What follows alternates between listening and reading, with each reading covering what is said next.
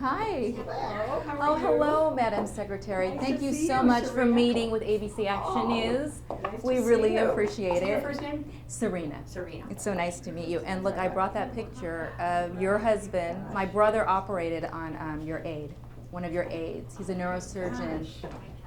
He's a neurosurgeon. That's great. I think you were at that event. So actually, it's very nice to meet you. I know you're very busy. Where do you guys Where want do you want me to Over here? stand? I think right here. Great, perfect. You got We it. enjoyed your speech. Yes, thank Very you so passionate, much. as always. Thank you, that means a lot. How long have you been in broadcast? I have been in broadcast now for 21 years. You are kidding me. 21 years. Holy moly, you started young. Hi, how are you back there? This is Tim Jones. I call him the Porsche of the newsroom because he is the best photographer that we have. Excellent. So we, again, really appreciate your time. Absolutely. And I know you're very busy. Okay, so if you don't mind, I'll just start right with in. I'll Good. start with my Good. questions. Mhm. My first question is obviously that terrorism is the front of the national spotlight right now. The debate is only 5 days away. We saw what happened in New York. You also addressed in your speech Orlando. We all know what happened at the Pulse nightclub. Now, Donald Trump has said immigration security is national security. You reassure Americans that they are the priority and not these people that come into our country and attack it. Well, first of all, I actually have plans and experience. My opponent has neither. And I am a very staunch supporter of security here at home, going after ISIS and the terrorists around the world, defeating and destroying them. And I have a track record of actually doing that and standing up and making the hard decisions in the White House Situation Room. We should not confuse two different things. Of course, we need a very rigorous vetting process for anyone who comes into our country. That includes people asking for visas, because I know very well, I was a senator from New York. The people who ran those airplanes into the World Trade Center were here on visas. And so we have to have tougher, tighter controls. I've been an advocate for that for 16 years. And when it comes to refugees, I'm going to do everything necessary working with our security and intelligence professionals to follow their advice about what we need to do before we let anybody into the country. This is just a smokescreen to try to hide behind the fact that he has no plan. He says he has a secret plan to defeat ISIS. The secret is he has no plan.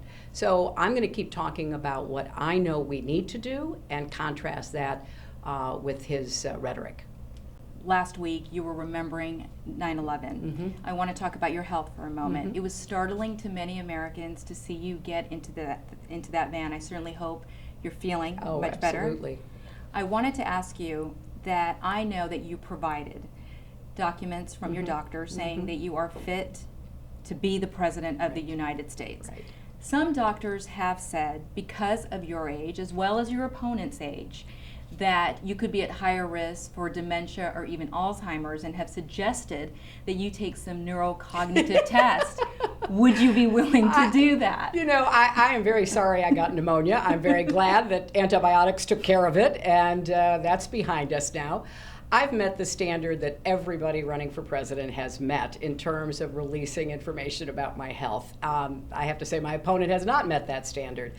So I am very happy that we have put out all the information that there is that reflects on my health, and I am physically, mentally healthy and fit to be President of the United States. Would you be willing to take those tests, though? There's no need for that. I mean, the information is very clear, and the information, as I said, meets the standards that every other person running for president has ever had to meet, and I'm happy that we've met and even exceeded them in certain ways. Now, you are a woman of many firsts. In fact, I printed out a list, and there is well over 20. And then when I'm talking first, I'm talking major first. I mean, you were the first female lawyer in your law firm to make partner, Right. the first and only first lady to be elected to office, and of course now the first female presidential nominee of a major political party. Right. If you could give one key piece of advice to mothers out there on raising their daughters, what would it be? Well, I'm the mother of a daughter. I'm now the grandmother of two, one boy and one girl. And I think you have to do everything you can to build up your child's confidence, to give them the best education so that they can choose what path is right for them. I by no means would expect every young woman or every young man to aspire to run for office. That is not something that everybody wants to do. But I want people in our country to have every opportunity to live up to their God-given potential. And for young women, that means don't let barriers hold you back. We've gotten rid of a lot of the institutional barriers. When I was a young woman, there were schools I couldn't go to, jobs I couldn't have had, scholarships I couldn't have gotten. We've gotten rid of a lot of that. But there are still messages that young girls receive about what is or isn't appropriate. And if they follow their dreams, if they really want to achieve something, most likely they're going to encounter criticism. And I would urge young women, you can take criticism seriously, try to learn from it, but don't take it personally. Don't let people mess with your head. You decide what you're trying to achieve. Get the education, have the work ethic, don't get knocked down and knocked out by setbacks. Everybody gets knocked down. The question is whether you get back up, show your resilience, and pursue what you want to do with your life. And there's so many more opportunities for young women today than there were even a few years ago. Thank you. And you have been obviously thrust into the spotlight with your entire career. And with the spotlight comes intense scrutiny. Everything that you do is closely watched. And I know you've endured some scandals. It's most notably the email controversy. And while you've been cleared of any wrongdoing, the FBI director did say it was careless in the way it was handled, the sensitive information. How can you reassure Americans to trust you? Well, first, I said I made a mistake. I said I was sorry. I've taken responsibility for that. I've got no excuses. You're right, the Department of Justice, the FBI, investigated very thoroughly and found there was no reason to go forward. And if people are concerned about information, I've had some of the most secret information that anybody in government could have. I was involved in the small group advising President Obama about whether or not to go after bin Laden. I am very committed to and careful with classified information. And I think that anybody who looks at my whole record knows that. So, this is something that is over. It was determined to be over, and I want voters to look at my entire career, everything that I've done, and draw their own conclusions compared to my opponent.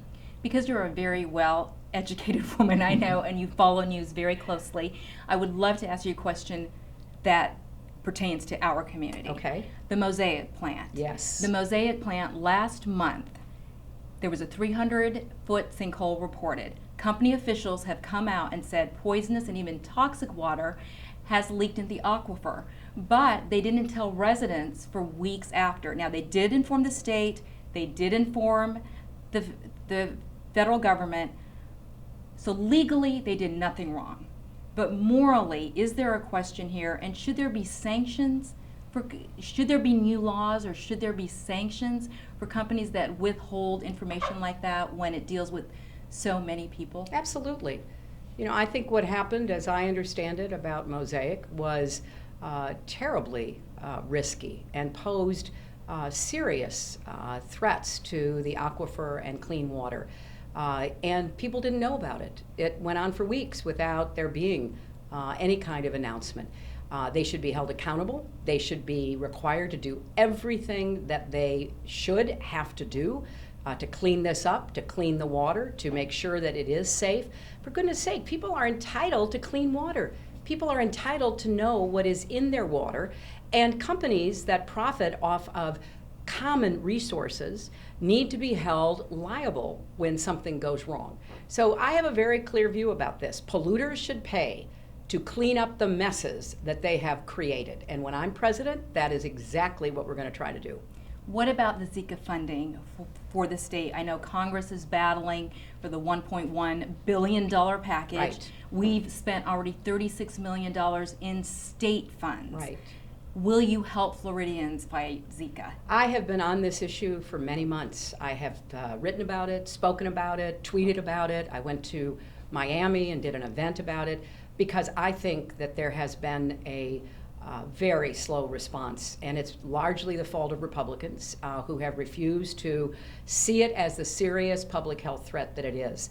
I'm hopeful before they break for another recess, they will pass this funding. They will get it out to the states. They will get it out to clinics and other places that need it. The testing is slow. If you were pregnant, Serena, you'd want to know, wouldn't you? And yet so many women who are pregnant, they are not getting those tests quickly enough. So I hope that we finally get it. The Congress is controlled right now by Republicans. I hope they finally put aside all of their games and actually pass this appropriation so that we can give people peace of mind and we can do what we need to do to try to kill off these mosquitoes before the problem gets worse. You know, Madam Secretary, they're giving me a wrap, but do you mind if I just ask you, do you think Pam Bondi should step down? Well, I think the very serious charge that has been raised about Trump making a donation to her and her dropping the investigation into Trump University raises very serious questions. And I think that they need to be pursued. And I have no opinion about it other than the fact it raises issues that should be investigated.